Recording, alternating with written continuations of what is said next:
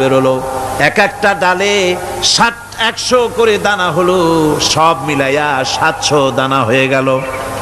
ওয়াল্লাহু ইউদাইফু লিমান ইয়াশা ওয়াল্লাহু ওয়াসিউন আলিম।